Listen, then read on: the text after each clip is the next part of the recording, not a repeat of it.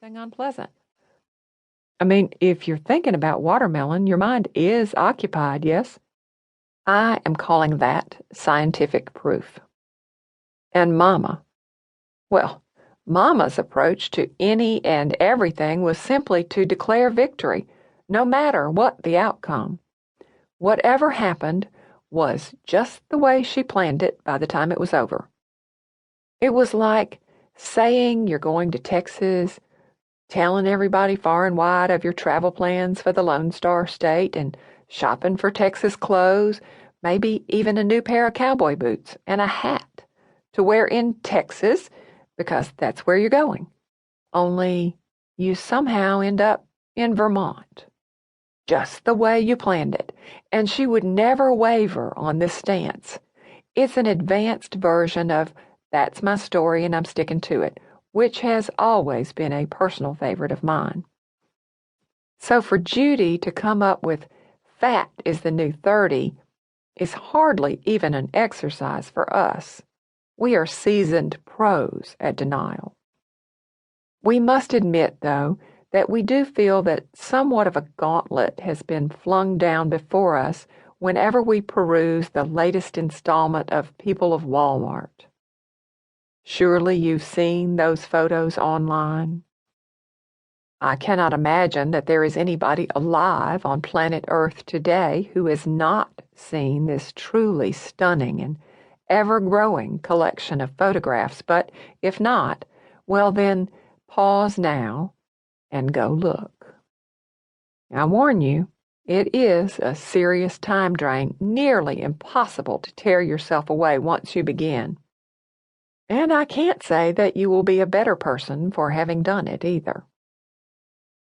I am particularly taken by the fact that they have it broken down state by state, and I admit I have done a few comparison studies pitting our own homegrown Mississippi Walmart train wrecks to those of other, presumably more cosmopolitan locales, and the results are at once shocking and predictable.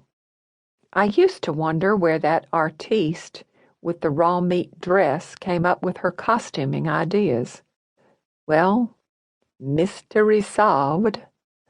One must allow that her physique is sadly not replicated in the ranks of Walmart shoppers, but her outfits certainly are. She would totally blend. Nobody would even notice her in there. It's kind of like there is one big giant family of hideous people with relatives in all 50 states, and they have at least two things in common, the only two things we can stand to consider, really. They will go to the store wearing anything, and the store they are going to is Walmart. Oh, and their last name is Gaga. I wonder if they all sing and dance. Wouldn't that be festive? At your very own local Walmart, you can see every size and shape of butts and boobs, quite often in their entirety. And you will, no doubt, note with alarm the increasing occurrence of the reversal of these two distinctive physical characteristics, where once we expected to see, might even say we relied on it, the butts on the back side of the person and the boobs on the front. Now, more and more, thanks to the ever more revealing outfits worn by unbelievably unfit Walmart shoppers all over the United States, we are subjected to the sight of back boobs and belly butts in various stages of undress and display.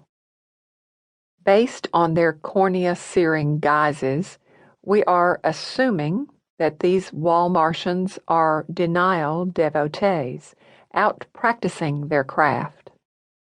Either that, or they are all the visually impaired victims of an enormous, nationwide practical joke, and really, that just seems too unwieldy to actually carry off, so we're going with the denial theory of the crimes against fashion, decency, and/or humanity.